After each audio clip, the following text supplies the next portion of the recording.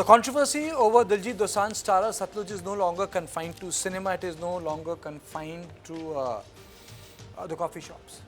What began with the question over the film's abrupt removal from Z5 has now evolved into a wider political and religious issue in Punjab. The Shiromani Akali Dal has announced a statewide campaign to screen the film, while Akal Takht has called for a special Ardas to honour those whose stories were documented by human rights activist Jaswant Singh Khalra. The larger political question now being asked is whether Satluj could become more than just a film and emerge as a rallying point in Punjab politics. Are political parties using it for the elections which are around the corner and not being sensitive to what Punjab underwent as a society, as a state in 1980s, early 90s, where 25,000 people disappeared, where even the terrorists had a free run. You know, people were taken out of the bus and shot dead. On top of this, Shiromani Akali Dal has announced that the film will be screened in every village across cities and towns of Punjab. And this move marks a clear attempt to transform the controversy surrounding the aesthetics of the film to wider public conversation on what terrorism was, what police did, what happened to the Punjabi society. Without wasting any time, let me introduce my guests, people who have actually lived through that time. I'm joined by very senior journalist, Harinder Baweja, Vipin Pabi, senior journalist, and Professor Rajiv Lochan, author. Let me straight away go to Harinder Baweja. Thank you so much, ma'am, for joining me. How do you look at this Satluj controversy, madam? I mean, there are a number of narratives, number of positions. One is glorification of terrorism. The other says that, well, it's a fact that the people disappeared. That's the work he was trying to do. Other perspective is that, we are trivializing it. The fourth perspective is political parties are trying to make best because elections are around the corner. Madam. Let's talk about Satluj. It's a movie which is based on the life of a real person who went missing. He was abducted, he was killed. There is a CBI case, and there were convictions that went right up to the Supreme Court. There are 5 policemen who stand convicted, right? And let's call out the movie for what it truly is. It depicts the large-scale human rights violations that Punjab witnessed. I was posted in Punjab, Kartike. I'm not saying that there was terrorism did not exist. Of course, terrorism existed, but do we not have to distinguish between the terror unleashed by gun-wielding militants and the state? This movie is about violence perpetuated by the state, and it deserves to be seen because human rights violations need to be called out. They are about restoring dignity to a state.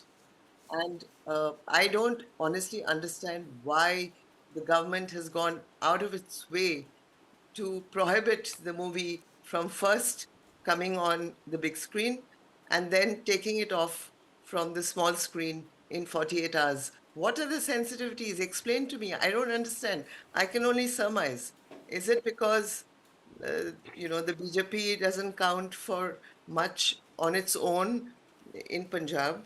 It had an alliance with the Shiromani Akali Dal at one point of time.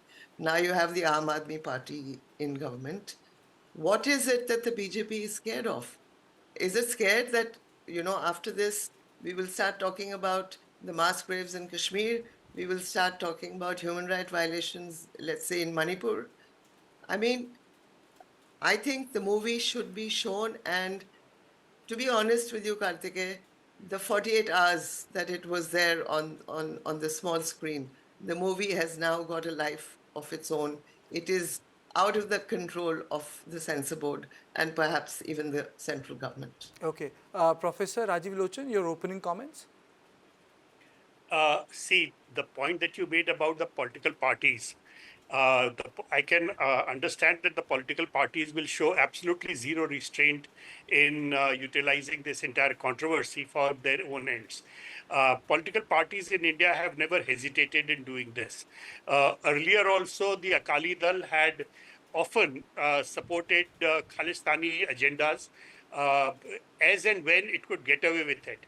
Just at the same time, the Akali Dal used to say, like in 2007, when Suresh Arora made a new Punjab Police Act. This was a reformed act which would disallow policemen from doing the kind of things which are depicted in this film.